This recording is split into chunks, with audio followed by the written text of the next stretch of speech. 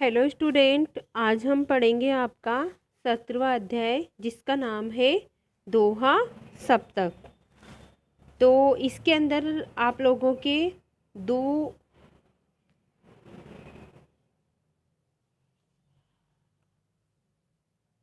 संतों के बारे में बताया गया है, जिसमें एक कबीरदास जी हैं और एक रहीमदास जी हैं।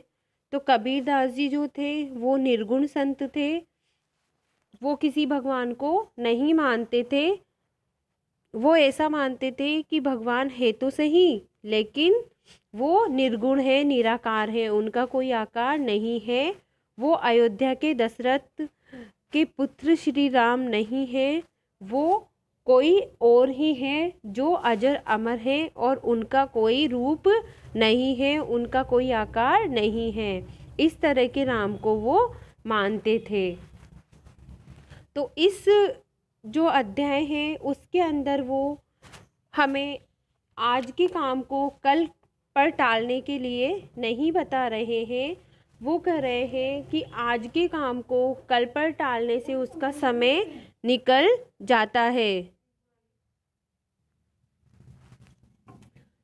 तो आज के काम को हमें कल पर नहीं टालना चाहिए, उसका समय निकल जाने पर वो प्रलय के समान है। इसलिए कल के काम को भी आज कर लेने का नियम बनाना चाहिए। तो हमें कोई कार्य कल पर नहीं छोड़ना चाहिए, कार्य को हमें उसी समय जो उसका सही टाइम है उसी टाइम पर हमें वो कार्य करना चाहिए। दूसरे उसमें वो बता रहे हैं कि सत्य सबसे बड़ा तप है और झूठ सबसे बड़ा पाप है। तो सत्य हृदय में बसने पर परमात्मा ही है। तो सत्य जब हमारे हृदय में बस जाता है तो वो परमात्मा के समान हो जाता है। उसके बाद तीसरे दोहे में वो हमें मीठी वाणी बोलकर सबको सुखी करना चाहिए, ऐसा बताते हैं। और जो चौथा दोहा है उसके अंदर वो रूखे सूखे भोजन से भी प्रसन्न होना चाहिए और संतोष करें, लालच नहीं, ऐसा हमें वो बता रहे हैं। तो अब हम हमारा अध्याय शुरू करते हैं। सबसे पहले हम कबीरदास जी के ही दोहे पढ़ते हैं। काल करे सो आज कर, आज करे सो अब, पल में परले होई गई, बहुरी करेगो कब।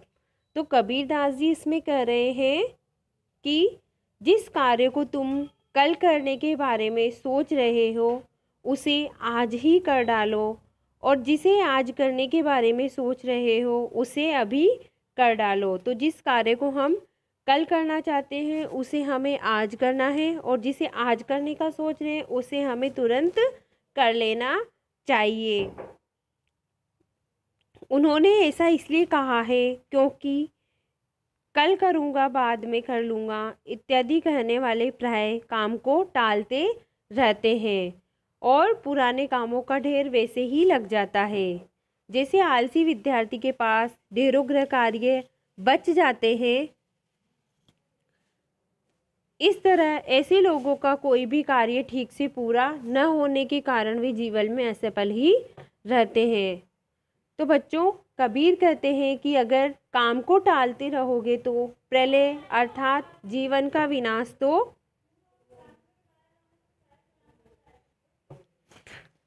तो जीवन का विनाश तो कभी भी हो सकता है। जीवन नष्ट होने पर फिर कार्य को कैसे पूरा कर पाओगे? इसलिए बिना देरी के कार्य करके जीवन को सफल बनाना चाहिए। आगे का दोहा है, साँच बराबर तप नहीं, साँच बराबर तप नहीं, झूठ बराबर पाप, जाके हृदय साँच है ताके हृदय आप। तो बच्चों, इस दोहे में संत कबीर ने सत्य के महत्व को बताया है तथा झूठ को त्याग देने के लिए समझाया है। कबीर कहते हैं कि सत्य बोलना सबसे बड़ी तपस्या है और झूठ बोलना सबसे बड़ा पाप है। सत्य बोलने के कारण सत्यवादी हरिश्चंद्र ने अपने अनेक कष्ट उठाए, किंतु सत्य पर टिके रहे, इसलिए उनके सामने भगवान को भी प्रकट होना पड़ा।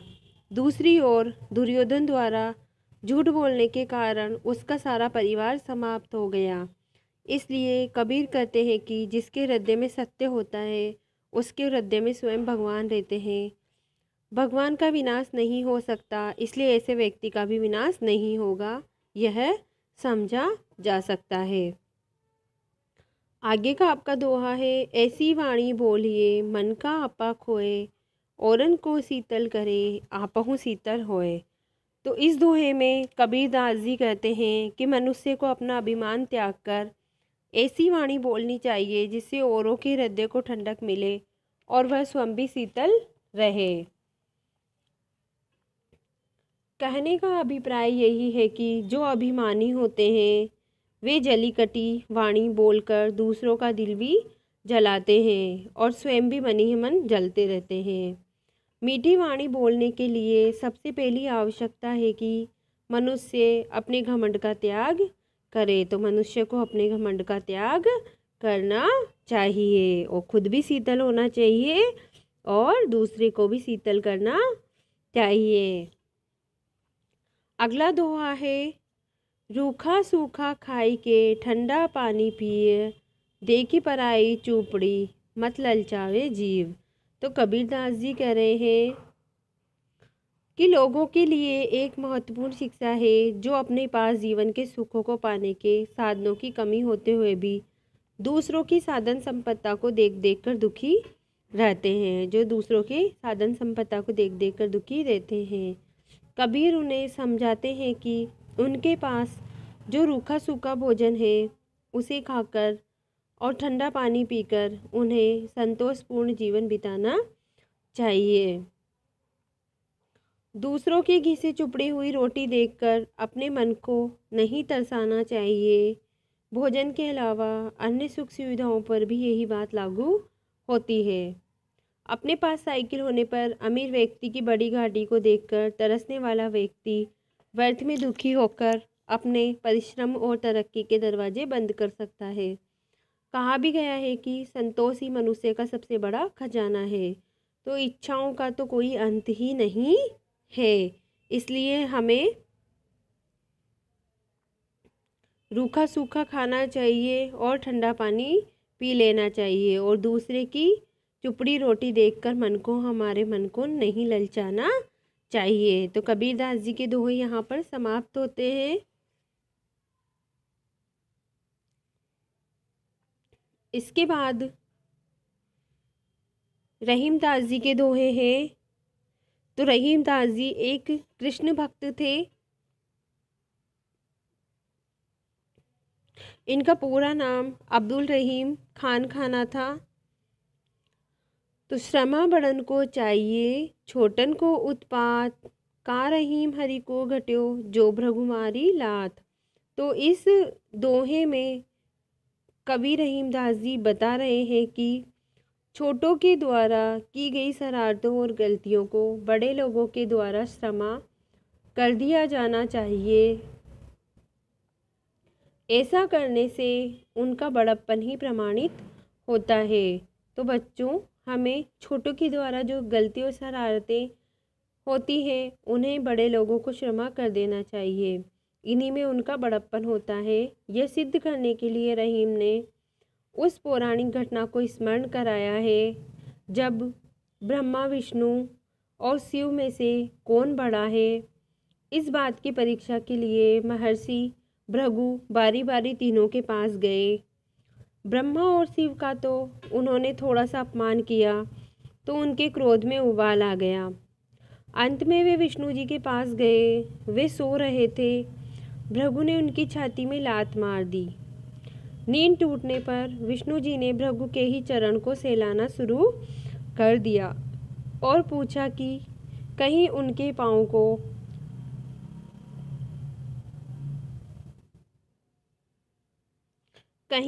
पाँव को चोट तो नहीं लगी। श्रमा का ऐसा बड़प्पन देखकर भृगु ने जान लिया कि विष्णु ही सबसे बड़े हैं। जो श्रमा नहीं कर सकता वे बड़ा कहलाने के योग्य नहीं होता। खीरा सिरते काटिए मलियत नमक लगाए, रहीमन करवे मुखन को चाहियत ये सजाए। तो रहीम दास जी कह रहे हैं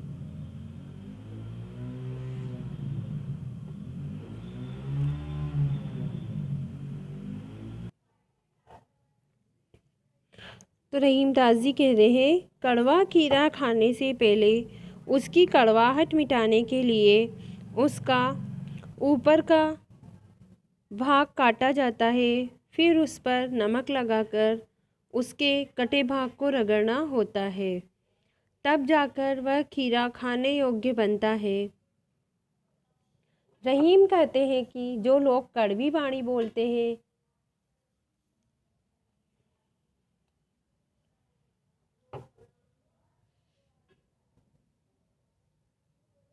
उनके साथ भी ऐसा ही व्यवहार किया जाना चाहिए। रहीम के कहने का अभिप्राय है कि कड़वी वाणी बोलने वाले अपने वाणी पर विचार करें और कड़वी वाणी को छोड़ दें, नहीं तो ऐसा न हो कि कभी उनके साथ भी ऐसा ही व्यवहार हो। तो हमें कड़वी वाणी हमेशा छोड़ देनी चाहिए और हमेशा मीठी वाणी बोलनी चाहिए। यही बच्चों हमें कबीरदास जी ने भी बताया है। ऐसी वाणी बोलिए मन का आपा खोए, औरन को शीतल करे आपाओ शीतल होए। तो हमें हमेशा कैसी वाणी बोलनी चाहिए? अच्छी वाणी या मीठी वाणी बोलनी चाहिए। रहीम दोनों एक से जोलो बोलत नाही, जानी परत है काक पीक ऋतु बसंत के माही। तो रहीम दास जी कहते हैं कि कौवा और कोयल दोनों ही काले होने के कारण एक जैसे होते हैं। तो बच्चों का कौवा और कोयल दोनों ही एक जैसे ही दिखाई देते हैं, किंतु जब वसंत ऋतु आती है तब पंचम सुर में कूँ कूँ गाने वाली कोयल और कानों को चुभने वाले कौवे की काँव काँव से उन दोनों का अंतर स्पष्ट हो जाता है। कहने का अभिप्राय है कि जब कानों को चुभने वाली बात कहेंगे तो आप किसी को अच्छे नहीं लगेंगे, किंतु सबको अच्छे लगने वाली बात कहेंगे तो आप सबके प्रिय बन जाएंगे। तो आप क्या करोगे? सबके अच्छे बन जाओगे। कब अच्छे बनोगे सबके? जब आप प्रिय वाणी बोलोगे या अच्छी वाणी बोलोगे तब, नहीं तो कौवे की तरह आप भी सबको बुरे लगोगे। और हमें ये चीज़ कब पता चलती है कि कौन कौवा है कौन कोयल है? जब समय आता है। समय आने पर हमें पता चलता है कि कौन व्यक्ति बुरा है और कौन व्यक्ति भला है। रहीमन दोनों एक से जोलो बोलत नाही, तो जो बोलते नहीं हैं या बोलते हैं वो दोनों ही एक से हैं। लेकिन जानी परत है काक पिक ऋतु बसंत के माही, तो कौन कौवा है और कौन कोयल है इस चीज़ का पता हमें बसंत ऋतु में चलता है। इसका मतलब है कि इस चीज़ का हमें पता जब चलता है जब समय आता है कि कौन तो कोयल है और कौन कौवा है। मतलब मुंह पर तो सब अच्छे बोलते हैं, एक जैसे दिखाई देते हैं, लेकिन उनका पता हमें समय आने पर चलता है कि कौन कुटिल है और कौन अच्छा है। इसके बाद है शब्दार्थ। प्रलय होता है प्रलय या दुनिया का अंत।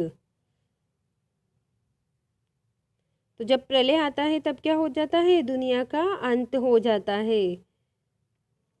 सांच होता है सत्य। तो बच्चों सांच का अर्थ क्या होता है? सत्य। सत्य होता है सांच का अर्थ।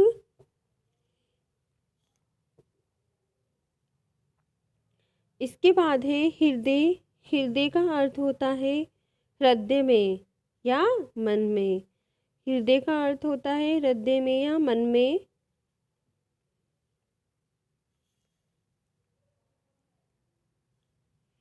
उसके बाद है आप। आपका अर्थ होता है स्वयं।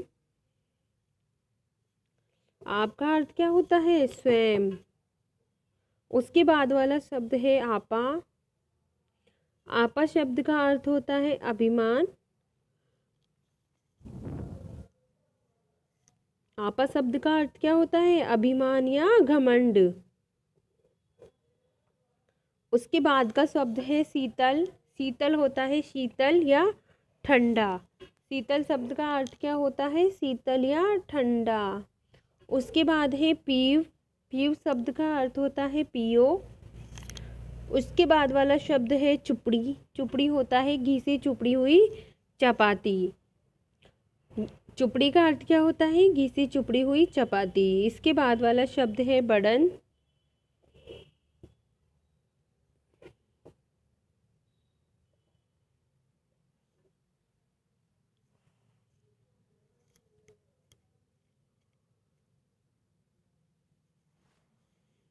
बड़न शब्द का अर्थ होता है बड़ो।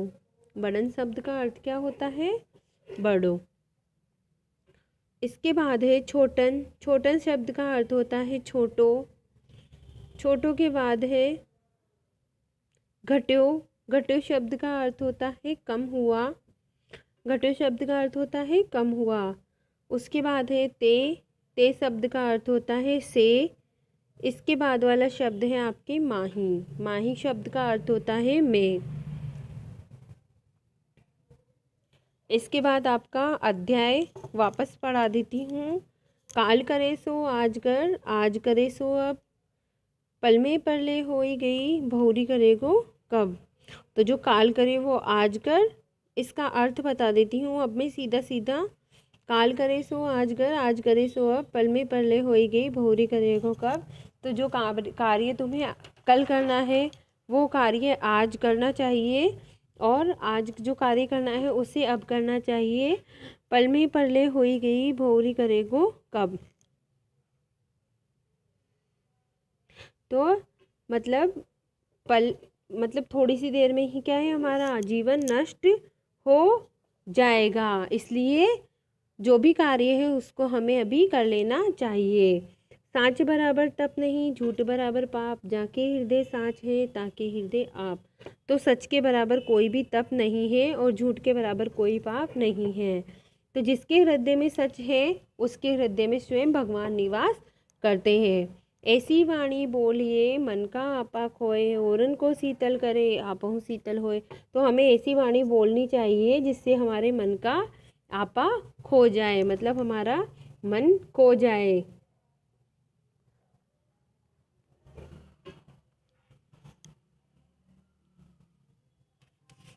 तो हमें ऐसी वाणी बोलनी चाहिए जिससे हमारे मन को ठंडक मिले। औरन को शीतल करे आपू शीतल होए, तो वो दूसरे का हृदय भी शीतल हो और खुद का हृदय भी शीतल हो। हमें ऐसी वाणी बोलनी चाहिए। रूखा सूखा खाए के ठंडा पानी पीव, देखी पराई चूपड़ी मतलब चावे जीव। तो रूखा सूखा खा के हमें ठंडा पानी पीना चाहिए और दूसरे की चुपड़ी रोटी देखकर हमें अपना जी नहीं ललचाना चाहिए। श्रमा बड़न को चाहिए छोटन को उत्पात, का रहीम हरि को घट्यो जो भ्रगुमारी लात। तो रहीमदास जी कह रहे हैं कि श्रमा बड़न को चाहिए, तो हमें बड़े लोगों को तो क्या करना चाहिए, छोटों को क्षमा कर देना चाहिए, क्योंकि छोटे तो क्या करते हैं, हमेशा उत्पात ही करते हैं। तो जब भृगु ऋषि ने भगवान को लात मारी तो भगवान का क्या घटा, कुछ नहीं घटा भगवान का। खीरा सिर से काटिए मलियत नमक लगाए, तो हमें ककड़ी को सिर से काटना चाहिए और उसको मसल कर नमक लगाना चाहिए। रहीमन कड़वे मुखन को चाहिए ये सजाए, तो जो कड़वे मुख वाले लोग हैं उनको ऐसी ही सजा मिलनी चाहिए। रहीमन दोनों एक से जोलो बोलत नाही, जानी परत है काक पीक ऋतु बसंत के माँ।